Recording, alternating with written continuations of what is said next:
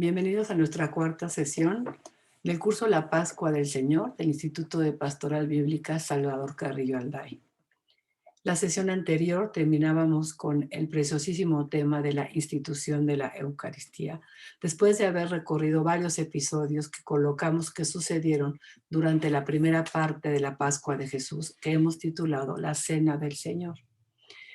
Ahora nos toca entrar en un sexto tema que se llama la predicción de las negaciones de Simón Pedro.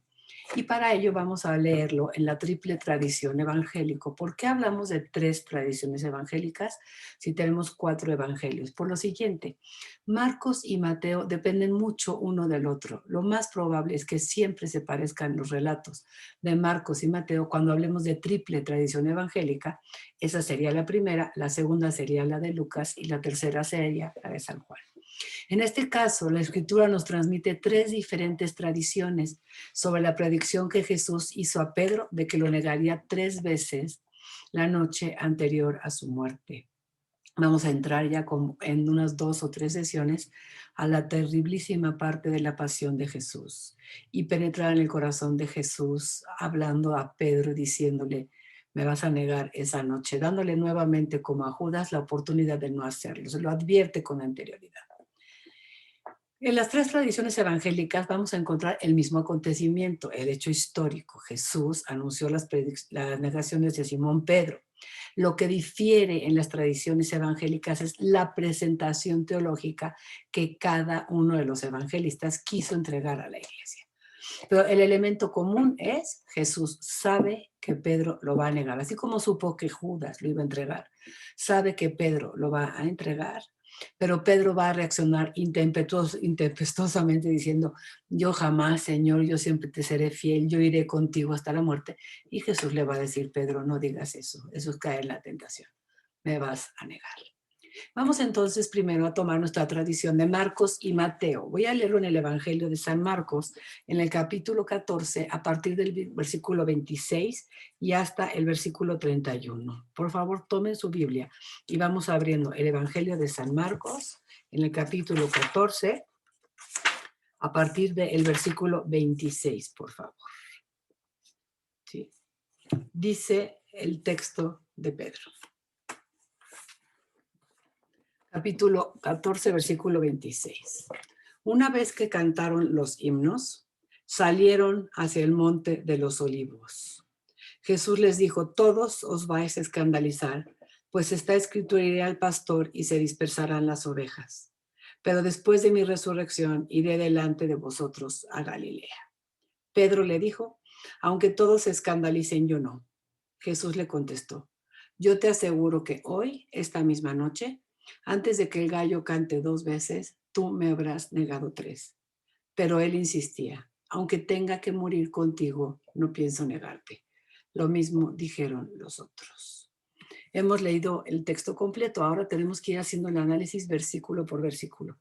En el versículo 26 nos dicen los autores que una vez que cantaron los himnos, recordemos que cuando terminaba la cena pascual, se cantaban la segunda parte del Jalel, que son los salmos 115 a 118. Me gustaría ir a darles nada más una ojeada con ustedes.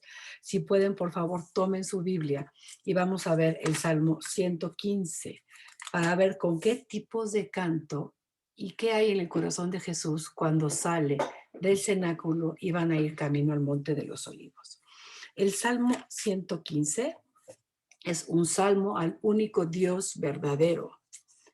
El Salmo 116 es un salmo de acción de gracias. El Salmo 117 es una invitación a la alabanza. Y el Salmo 118 nuevamente una alabanza al Señor. Voy a leer el Salmo 117, que es el más breve, para que captemos el tono en el que ellos están cantando y caminando hacia el tono del Monte de los Olivos. Dice el Salmo 117. Aleluya, alabad al Señor todas las naciones, ensalzadlo pueblos todos, pues sólido es su amor hacia nosotros. La lealtad del Señor dura para siempre. Eso es lo que están cantando. Eso es lo que hay en el corazón de Jesús. Con esa certeza de la presencia del Señor y del amor de Dios, Jesús va a caminar con los discípulos, saliendo del cenáculo y llegando hasta el monte de los olivos, donde está el jardín o huerto de Getsemaní. Camino al monte de los olivos, Jesús pronuncia una palabra en la que va a descubrir dos realidades sobre su muerte y su resurrección. Nos regresamos a nuestro evangelio de San Marcos, por favor. Y en el versículo 27 leemos dos palabras que dijo Jesús y analizaremos una por una. Jesús les dijo: todos os vais a escandalizar, pues había escrito el profeta Zacarías, capítulo 13, versículo 7, heriré al pastor y se dispersarán las ovejas. Estaba escrito, hay que entenderlo muy bien, cuando el Nuevo Testamento dice, pues así estaba escrito, o para que se cumplieran las escrituras, esos dos estribillos, no quiere decir que haya una predestinación, sino que lo que quiere significar la Biblia con esas dos expresiones es, ya estaba en el plan de Dios. Es decir, en el plan de Dios sabía Dios eternamente que Jesús sería herido y que lo dejarían solo. Jesús les anuncia a los discípulos, ustedes van a sufrir un escándalo a causa de mí, me van a dejar solo, pero esto está previsto en el plan de Dios. Yo me entrego con esa confianza, pero me van a abandonar todos. Y la segunda palabra del versículo 28, pero después de mi resurrección iré delante de vosotros a Galilea. Es decir, no solamente me van a herir, no solamente me van a matar, sino voy a resucitar. Recordemos en nuestro curso de Jesús de Nazaret, cómo fue Jesús tan claro siempre cuando habló de su muerte. Siempre que habló de su futura muerte, habló de su futura resurrección.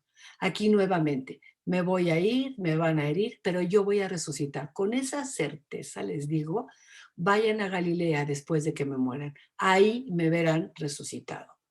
Él va a llegar primero, ustedes vengan detrás de mí, siempre como este pastor que camina delante de sus ovejas. Y Pedro, como es su carácter tan primario, siempre le dice en el versículo 29, aunque todos se escandalicen, yo no.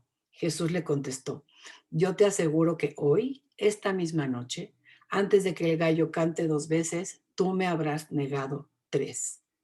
Pero él insistía, aunque tenga que morir contigo, no pienso negarte. Jesús ya no le contestó más, pero hay que subrayar la última palabra. Lo mismo dijeron todos. Generalmente estamos muy ocupados en hablar sobre la traición de Simón Pedro, pero no hablamos de lo que dijeron todos. Jesús dijo, todos se van a ir, todos me van a dejar. Pedro tomó la palabra, pero lo mismo dijeron todos. No te vamos a dejar, Señor. Sin embargo, lo dejaron aquella noche. Nosotros lo sabemos ya muy bien.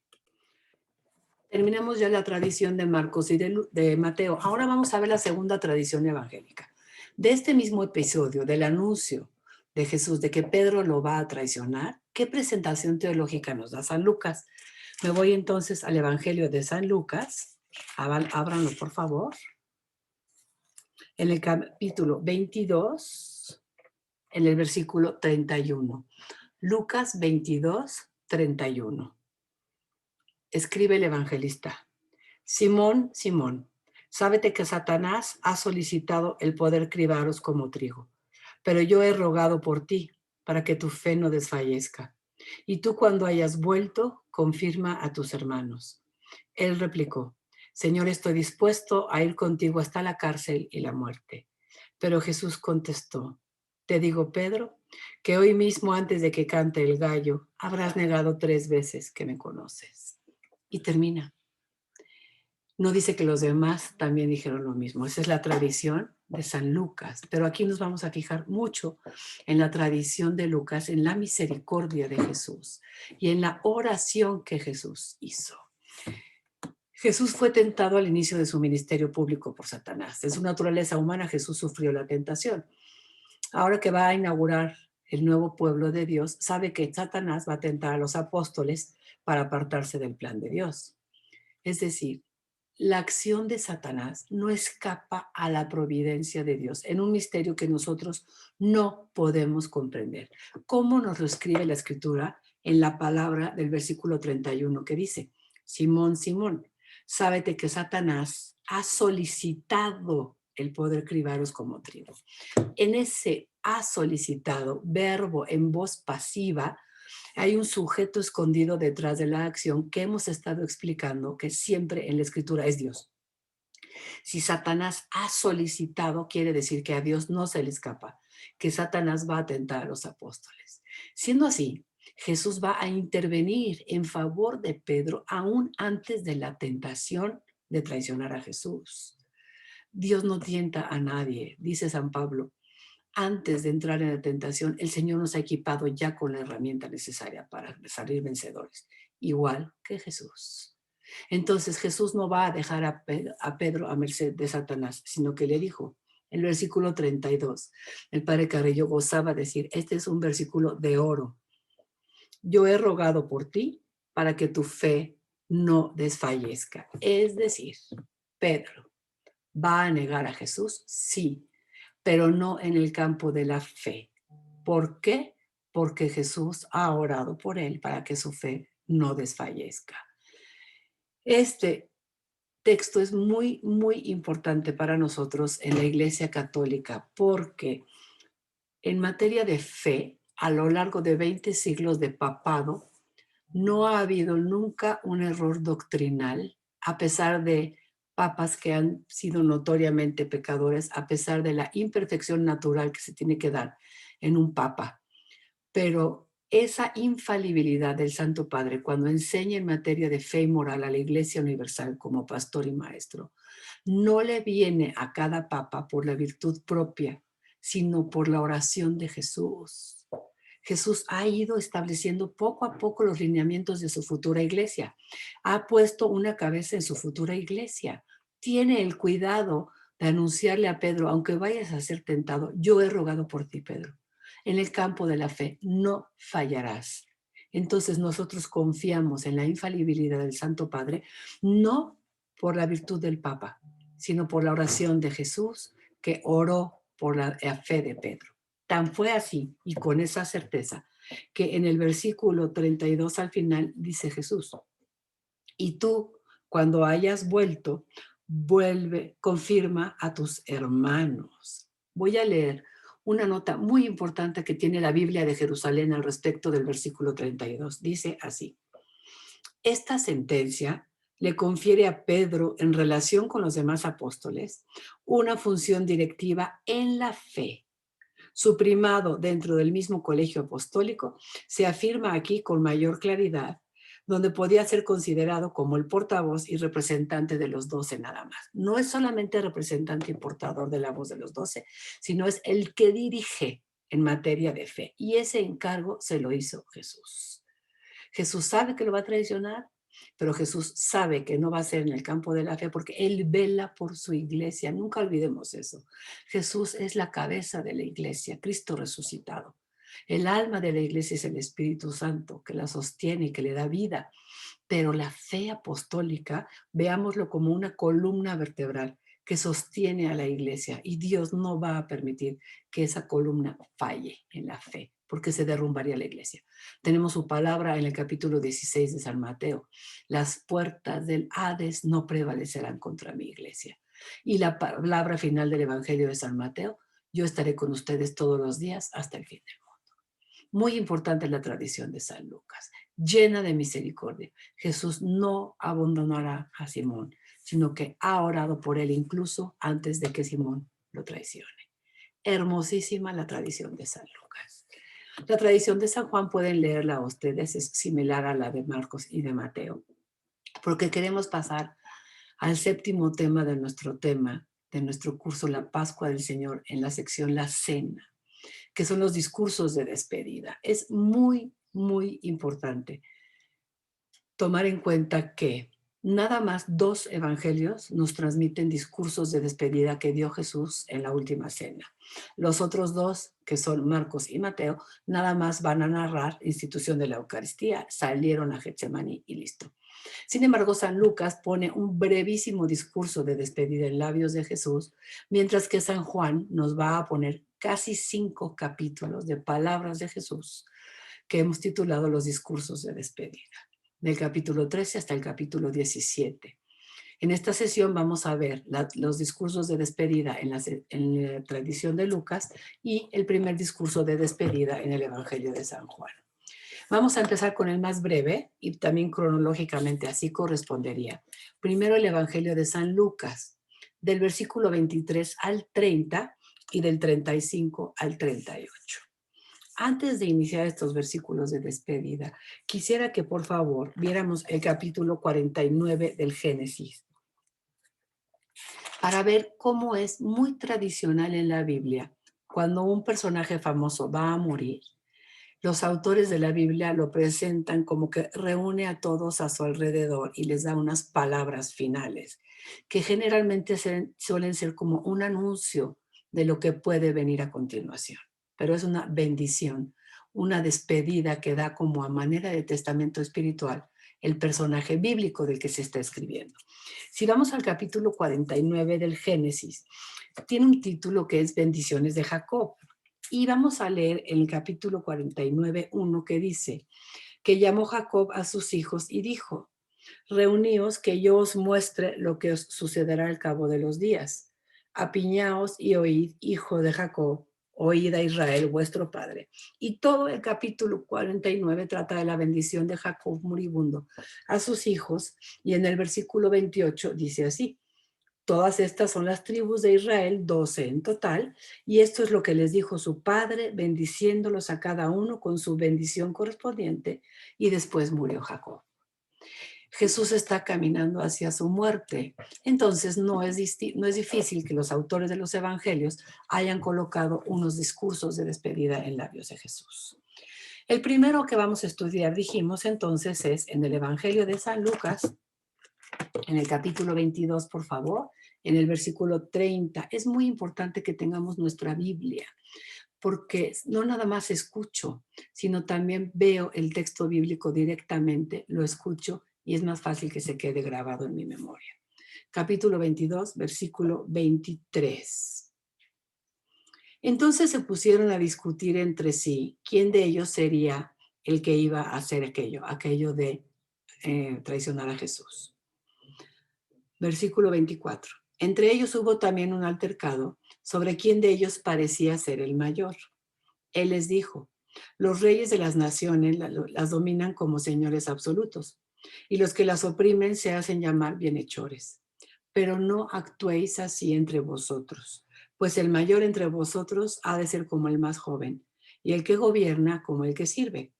Porque ¿quién es mayor, el que está a la mesa o el que sirve? ¿No es el que está a la mesa? Pues yo estoy en medio de vosotros como el que sirve. Vamos al versículo 35. Les dijo también: cuando os envié sin bolsa, sin alforja y sin sandalias, ¿os faltó algo? Ellos respondieron: nada. Y añadió: pues ahora el que tenga bolsa, que la tome, y también alforja, y el que no tenga nada, que venda su manto y se compre una espada. Porque os digo que es necesario que se cumpla en mí eso que está escrito. Ha sido contado entre los malhechores. Porque por lo que se refiere a mí, toca a su fin. Ellos dijeron: Señor, aquí hay 2 espadas. ¿No entienden? Respondió él: basta. En una breve síntesis, podemos decir que el tema del pequeño discurso de Lucas es la gravedad de los acontecimientos que van a seguir a la última cena. Ante la discusión de los apóstoles por ver quién es el mayor, Jesús les recuerda: el mayor es el que sirve a los demás. Ese ejemplo va a dar él como Señor y Maestro, entregando su vida en el servicio máximo, que es la entrega de su vida en la cruz. San Juan nos había dado un episodio similar en el lavatorio de los pies. San Lucas quiso entregarlo en una palabra de Jesús en el discurso de despedida. La palabra central de este versículo, nos enseñaba el padre Carrillo, es el versículo 37, cuando dice Jesús: mi muerte es precisa. Retomamos nuestro versículo, dice: porque os digo que es necesario que se cumpla en mí eso que está escrito. Es necesario, está escrito. Es decir, todo cuanto me va a suceder está en el plan de Dios. Y decir que está en el plan de Dios es decir, es querido por Dios. Y Jesús ama al Padre y abraza al Padre abrazando el plan del Padre, abrazando la voluntad del Padre. Jesús vino a realizar el plan de Dios y lo abraza conscientemente. Vamos a ir notando cómo Él es el Señor de su pasión, es el dueño de los acontecimientos. Él sabe lo que el Padre le pidió y lo va a ir realizando poco a poco. Los discípulos, ¿qué deberán de aprender? que después de la muerte del Señor habrá un escándalo, que van a tener que sacar la espada, porque va a venir una lucha, pero no la espada desenvainada, no la espada de metal, esa hay que guardarla, sino la espada del Espíritu, que será la que les hará hablar con valentía y la que será buena para proclamar la palabra de Jesús y dar el testimonio sobre quién es Jesús. Y terminados los versículos de discursos de despedida en el Evangelio de San Lucas, nos vamos a la tradición de San Juan. Quisiera que por favor tomaran su Biblia en el capítulo 13 de San Juan, a partir del versículo 31, y recorran su vista desde el capítulo 31 y va hasta el capítulo 14:31. Desde el 13:31 hasta el 14:31 vamos a tener el primer discurso de despedida. Después, en el capítulo 15 y a lo largo de todo el capítulo 16 tendremos el segundo discurso de despedida. Y el capítulo 17 no podemos decir el tercer discurso, porque si ustedes lo leen, el versículo 1 dice: así habló Jesús y dijo mirando al cielo, Padre, ha llegado la hora.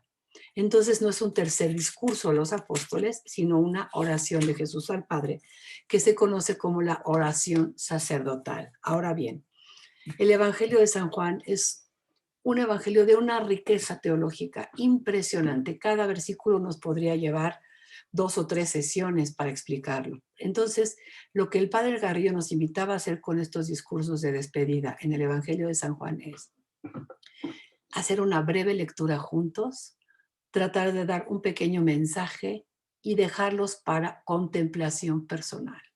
Que cada uno de nosotros pueda esta noche decir, Espíritu Santo, ayúdame a reflexionar sobre estos versículos del Evangelio de San Juan tan preciosos que he leído hoy. Ayúdame a contemplarlos sin querer comprenderlos y que se conviertan en mi vida en fuente de vida, en fuente de luz. Una complicación adicional del Evangelio de San Juan es que vamos a estar leyendo a Jesús que no sabemos bien si está todavía en la tierra o ya está como resucitado. El Jesús que habla en los discursos de despedida de San Juan es un Jesús que trasciende el tiempo y el espacio. Él se siente, ahora sí que como nosotros hablamos comúnmente, más para allá que para acá. Está en camino al Padre. Está ya casi llegando al Padre, pero todavía está aquí. Entonces da las instrucciones finales y ora por sus discípulos al final de su vida. Ahora nos preguntamos, todo este capítulo 13, 14 y 15 que tengo aquí en mi Biblia, fueron pronunciados por Jesús en un momento. ¿O será el evangelista Juan, que conociendo tan profundamente a Jesús y recordando palabras de Jesús dichas sobre el amor, sobre permanecer en Jesús, ha elaborado estos discursos a la luz de los acontecimientos de la resurrección de Jesús y de la acción del Espíritu Santo? Respondemos, difícilmente tendríamos aquí las palabras históricas de Jesús pronunciadas a lo largo de 5 capítulos y sumamente complejos y repetitivos. Entonces, lo que pensamos es, ¿son palabras de Jesús? Sí, pronunciadas en ese momento o en otro momento, no nos importa, pero que tomó San Juan, las transformó a la luz de la resurrección de Jesús y del envío del Espíritu Santo. Los comentadores concluyen que algunas anomalías que se encuentran en los discursos nos lleva a pensar que eran conjuntos de piezas literarias como aisladas, que fueran tomadas por San Juan, trabajados y retocados. Entonces, ¿sería correcto decir que aquí tendremos la palabra de San Juan? No. Tenemos palabras de Jesús tomadas por el evangelista San Juan, retocadas y escritas a la luz de los acontecimientos de la resurrección del Señor y del envío del Espíritu Santo. Esta sería entonces la estructura general de los discursos de despedida. El primer discurso sería conveniente que lo marcaran en su Biblia, va del capítulo 13, versículo 31, hasta el final del capítulo 14, que si ustedes observan es el 31. El segundo discurso empezaría en el capítulo 15, y dura todo el capítulo 15 y capítulo 16. Y el capítulo 17 es lo que se conoce como la oración sacerdotal. Empecemos pues con el primer discurso de despedida. El primer tema, vamos a leerlo del versículo 31 al 38 en 3 partes. Y el tema de esta primera sección del discurso de 13 a 14 es el mandamiento nuevo del amor. Leemos primero del versículo 31 al 36a. Evangelio de San Juan, capítulo 13, versículo 31 a 36a. Una vez terminado el lavatorio de los pies y el anuncio de la traición de Judas, dice: cuando salió Judas, dijo Jesús: ahora ha sido glorificado el Hijo del Hombre y Dios ha sido glorificado en él. Si Dios ha sido glorificado en él, Dios también le glorificará en sí mismo y le glorificará pronto. Hijos míos, me queda poco tiempo de estar con vosotros. Vosotros me buscaréis, pero ahora os digo lo mismo que les dije a los judíos, que vosotros no podéis ir a donde yo voy, por ahora. Os doy un mandamiento nuevo, que os améis los unos a los otros, que como yo os he amado, así también améis entre vosotros. Todos conocerán que sois mis discípulos en una cosa, en que os tenéis amor los unos a los otros. Simón Pedro le preguntó: Señor, no entendemos, ¿qué es esto? ¿A dónde vas? Dos breves reflexiones sobre estos versículos. Primero, del versículo 31 y 32, el tema es la mutua glorificación del Padre y del Hijo. La muerte de Jesús y resurrección de Jesús será una glorificación para Jesús, pero al mismo tiempo será una glorificación para el Padre. Jesús glorifica al Padre mediante la entrega de su vida y su resurrección, y el Padre glorifica a Jesús mediante su resurrección y exaltación. Segundo tema, una vez que Jesús anuncia su partida, da el mandamiento nuevo del amor. Una cosa es el mayor de los mandamientos. Cuando le preguntaron a Jesús, ¿qué dijo? El mayor de los mandamientos es amar a Dios con todo tu corazón, con toda tu alma y con toda tu fuerza. Pero el mandamiento nuevo de Jesús incluye amar en la medida en la que yo he amado. Queremos tener algún distintivo los cristianos, tenemos que amar como el Señor ha amado. Quizá estemos un poco lejos de eso y por eso la iglesia no refleje el amor de Dios como lo debe reflejar. Continuamos en el versículo 36b al 37. Pedro había preguntado: Señor, ¿a dónde vas? Jesús le respondió: a donde yo voy no puedes seguirme ahora, me seguirás más tarde. Por el momento no puedes, Pedro, pero me seguirás más tarde. Pedro le replicó: ¿por qué no puedo seguirte ahora? ¿Sí? Jesús le anuncia veladamente a Pedro: sí me vas a seguir, pero no ahora.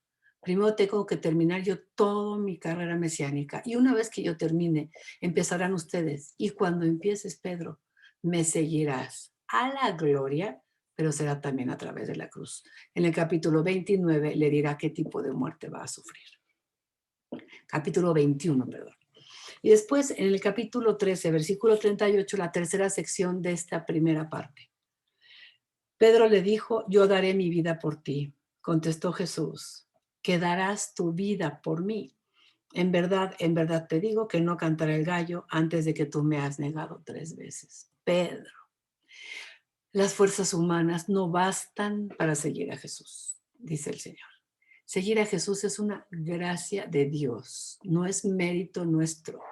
Seguir a Jesús implica haber sido llamados por el Padre a través de Jesús y una gracia muy especial que da el Padre para poder seguir a Jesús. Jesús nos toma y nos lleva al Padre junto con Él, pero eso es una gracia. Ninguno de nosotros podremos presentarnos un día y decirle: Señor, yo me entregué a ti. No, el seguimiento de Jesús es una gracia que debemos de pedir nosotros. Y con eso termina la primera parte del primer discurso, que es el mandamiento nuevo del amor. El segundo tema del primer discurso lo llamaremos Jesús, camino para ir al Padre. Leeremos primero del versículo 1 al 5. Capítulo 14, versículo 1. No se turbe vuestro corazón. Creéis en Dios, creed también en mí. En la casa de mi Padre hay muchas mansiones. Si no, no os habría dicho que voy a prepararos un lugar. Y cuando haya ido y os haya preparado un lugar, volveré y os tomaré conmigo, para que donde esté yo, estéis también vosotros. Y ya sabéis el camino a donde yo voy. Tomás le dijo, Señor, no sabemos a dónde vas. ¿Cómo podremos saber el camino? Vamos a hacer dos reflexiones breves. En el capítulo 14, versículo 1, no se turbe vuestro corazón. Creed, creen en Dios, crean en mí. ¿Y qué es lo que Jesús quiere que creamos? Que aunque Él se vaya, va a prepararnos un lugar. Va a ir a preparar una morada para sus discípulos en donde Dios habitará permanentemente con ellos. En el Deuteronomio y en el Apocalipsis, fíjense, al principio de la Biblia y al final de la Biblia tenemos esta misma idea. Dios quiere habitar en medio de su pueblo. Dios quiere habitar con nosotros. Sugiero que tomen su Biblia y vayamos a leer estos dos textos. Primero el capítulo 1 del libro del Deuteronomio, en el versículo 29 y después el versículo 33. Deuteronomio 1, 29. Es sobre Dios que quiere habitar en medio de su pueblo, aunque Jesús se vaya. Va a ir a preparar una morada en donde definitivamente habitaremos con Él, según Apocalipsis 21 que leeremos. Por el momento, Deuteronomio 1, versículo 29. Dice el texto. Yo os dije, no os asustéis, no tengáis miedo de ellos. Yahvé vuestro Dios, que marcha al frente de vosotros, combatirá por vosotros como visteis que lo hizo en Egipto. Y en el desierto, donde has comprobado que el Señor tu Dios te llevaba como un hombre lleva a su hijo, a lo largo de todo el camino que habéis recorrido hasta llegar a este lugar. Versículo 33. 32. Pero aún así ninguno de vosotros confió en el Señor vuestro Dios, que era el que os precedía en el camino, el que os buscaba un lugar para acampar. ¿Quién es el que nos precede en el camino al cielo? Jesús. Y ahí va buscándonos un camino para acampar. Y después en Apocalipsis 21, al final de nuestra Biblia, es el penúltimo capítulo del Apocalipsis. Apocalipsis 21, una belleza de texto, dice así. Luego vi un cielo nuevo y una tierra nueva, porque el primer cielo y la primera tierra desaparecieron y el mar no existe ya. Vi también la ciudad santa, la nueva Jerusalén, que bajaba del cielo de junto a Dios, engalanada como una novia ataviada para su esposo. Y oí una voz potente que decía desde el trono, esta es la morada de Dios que compartirá con los hombres. Pondrá su morada entre ellos, ellos serán su pueblo y él, Dios con ellos, será su Dios. Y enjugará las lágrimas de sus ojos, y no habrá ya muerte, ni llanto, ni gritos, ni fatigas, porque el mundo viejo habrá pasado. Esta es una palabra que hay que creer. Jesús nos invita a creer que Él va primero que nosotros, Él nos precede en el camino y nos prepara una morada junto a Dios. Regresamos al Evangelio de San Juan en el capítulo 14, versículo 6, y leemos del 6 al 8. Respondió Jesús, yo soy el camino, la verdad y la vida. Nadie va al Padre sino por mí. Si me conocéis a mí, conoceréis también a mi Padre. Desde ahora lo conocéis y lo habéis visto. Los discípulos le dicen, Señor, muéstranos al Padre, porque no lo hemos visto. Muéstranos al Padre y nos basta. Afirmaciones centrales de Jesús. Él es el único camino para ir al Padre.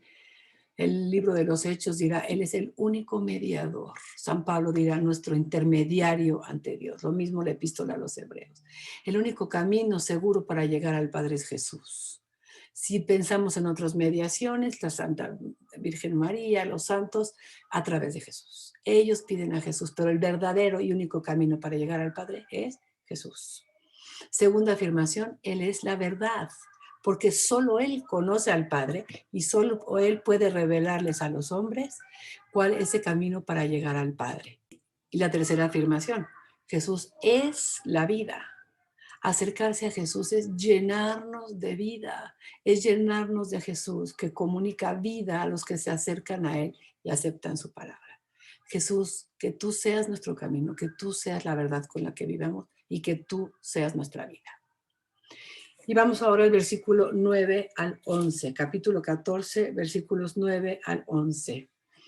Felipe le había dicho: Señor, muéstranos al Padre y nos basta. Respondió Jesús: ¿tanto tiempo hace que estoy con vosotros y no me conoces, Felipe? El que me ha visto a mí, ha visto al Padre. ¿Cómo es que dices, muéstranos al Padre? No crees, vean la palabra otra vez, no crees que yo estoy en el Padre y que el Padre está en mí.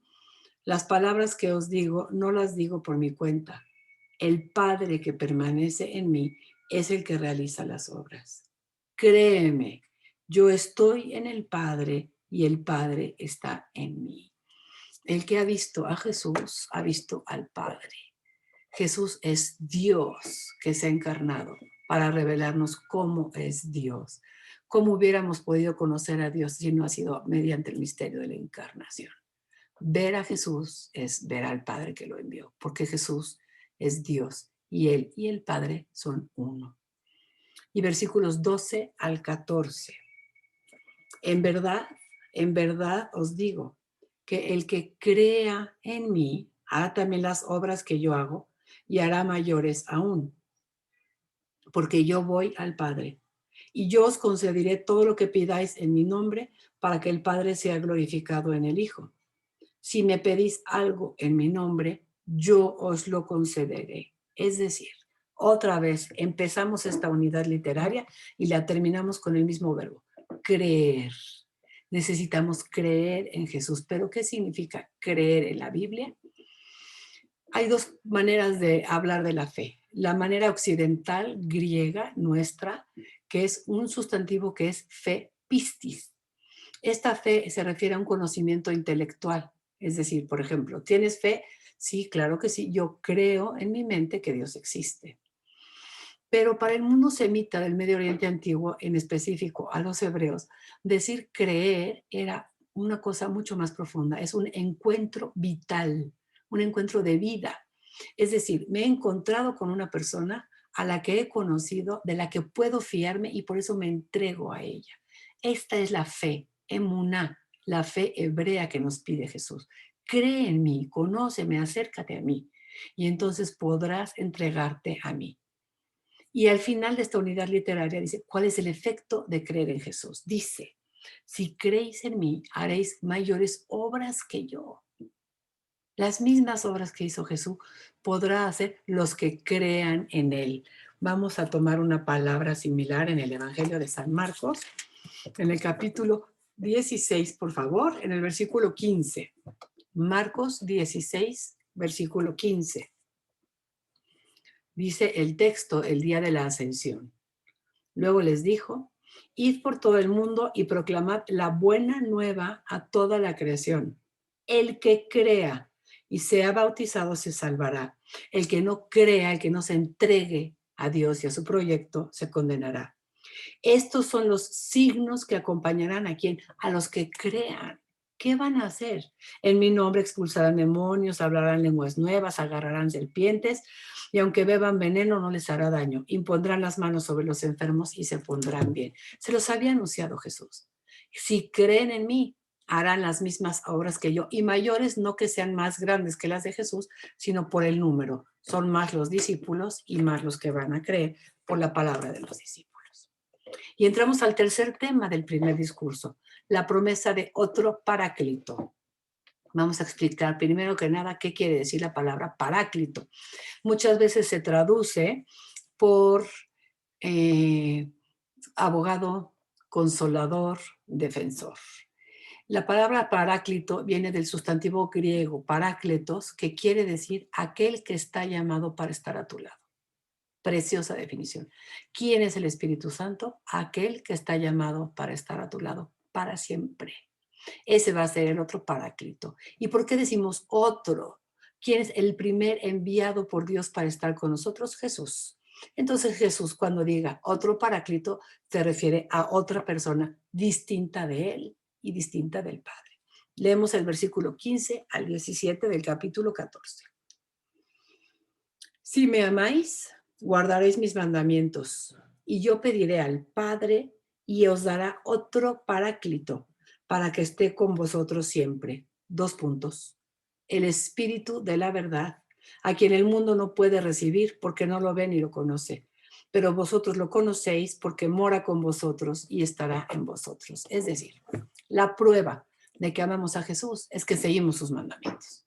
Y siguiéndolos, podemos estar seguros de que permanecemos en el amor de Jesús y Él permanece en nosotros. Pero además hay un fruto del amor obediente a Jesús, el don de otro paráclito. El primero es Jesús, el Hijo de Dios, primer paráclito enviado por el Padre para salvarnos. El otro paráclito es el Espíritu Santo que el Padre nos envía a través de Jesús para 2 cosas: para que esté con nosotros para siempre y para que nos vaya guiando hacia toda la verdad. Belleza de promesa. Versículos 18 al 24. Jesús ha dicho que el mundo no puede ver al Espíritu porque no cree, pero ¿cuál es la situación de los discípulos? No os dejaré huérfanos, volveré a vosotros. No solo enviaré al Espíritu, sino yo volveré a vosotros. Dentro de poco el mundo ya no me verá, pero vosotros sí me veréis, porque yo vivo. Subrayen, por favor, yo vivo, y también vosotros viviréis. Aquel día comprenderéis que yo estoy en el Padre, y vosotros en mí, y yo en vosotros. El que tiene mis mandamientos y los lleva a la práctica, ese es el que me ama. Será amado de mi Padre, y yo le amaré y me manifestaré a él. Le preguntó Judas, no el Iscariote, aquel ya había salido: Señor, ¿qué pasa para que te vayas a manifestar a nosotros y no al mundo? Jesús le respondió: si alguno me ama, guardará mi palabra, y mi Padre le amará, y vendremos a él y haremos morada en él. El que no me ama no guarda mis palabras, y la palabra no es mía, sino del Padre que me ha enviado. ¿Cómo sintetizamos estos versículos tan llenos de doctrina que de verdad es necesario contemplar personalmente en la oración? Jesús va al Padre. Entonces, el mundo físico ya no podremos verlo con los ojos físicos, pero los discípulos sí. ¿Cómo? Porque van a tener un contacto espiritual con Jesús en la Eucaristía. Una presencia, subrayemos estas palabras: sobrenatural, pero real; continua y permanente; espiritual, pero no corporal, para la cual se necesitan los ojos de la fe. Difícil para nosotros la fe en la Eucaristía. Por eso le decimos: Señor, dame como una gracia muy especial, que empiece yo a captar de verdad lo que es el misterio de la Eucaristía, que tú estás ahí presente siempre con nosotros. Y pasamos al cuarto tema de nuestro primer discurso, que es la misión del Paráclito, en los versículos 25 a 26, que van a ser 2 funciones básicamente. Os he dicho estas cosas estando entre vosotros, pero el Paráclito, el Espíritu Santo que el Padre enviará en mi cosa, hará 2 cosas. Primero, los enseñará todo, y segundo, os recordará todo lo que yo he dicho, para que los apóstoles puedan saber qué comprender. Enseñar a los apóstoles es: el Padre envió a Jesús para enseñarnos lo que el Padre quería. Jesús envió a los discípulos y ahora los discípulos deberán enseñar, pero solos no, dice Jesús. El Espíritu Santo será su maestro y Él les seguirá enseñando, pero sobre todo les va a recordar lo que Jesús dijo. Y recordar no quiere decir: ay, ya se les olvidó, vamos a traerlo a la memoria. No, en el Evangelio de San Juan, recordar quiere decir: vamos a descubrir en profundidad a los discípulos de Jesús el sentido fuerte que tienen las palabras y acciones de Jesús. Es decir, Pedro va a comprender a la luz del Espíritu Santo el significado profundo de la institución de la Eucaristía, el significado profundo de la multiplicación de los panes. Aquel día estaba haciendo un anuncio velado de lo que iba a hacer en la institución de la Eucaristía. Ya entendí por qué Jesús hizo esto, ya entendí por qué Jesús hizo otro. Entonces, el Espíritu Santo vendrá a apoyar a los apóstoles. No os dejaré huérfanos.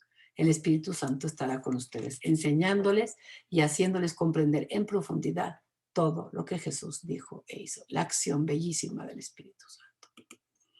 Y por último, el versículo 27 al 31 del capítulo 14. Dice así: os dejo la paz, mi paz os doy. No os la doy como da el mundo.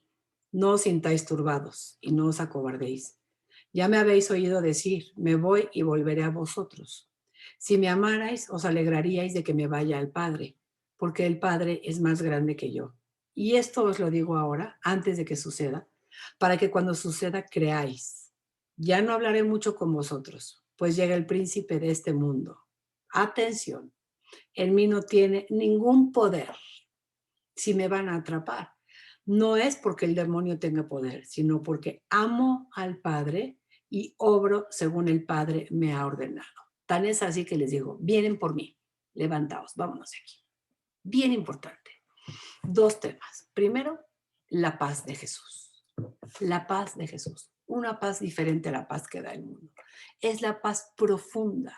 No es una paz ausencia de guerras, no es una paz tranquilidad psicológica, sino es la paz interior que solamente puede brotar de la unión del discípulo con Dios Padre, Hijo y Espíritu Santo.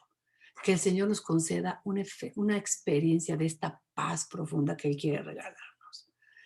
Es el don que los apóstoles conocen por los profetas que estaba anunciada para los tiempos del Mesías. La llegada del Mesías vendría acompañada de una época de una paz como nunca había habido, porque se iban a acabar todas las opresiones.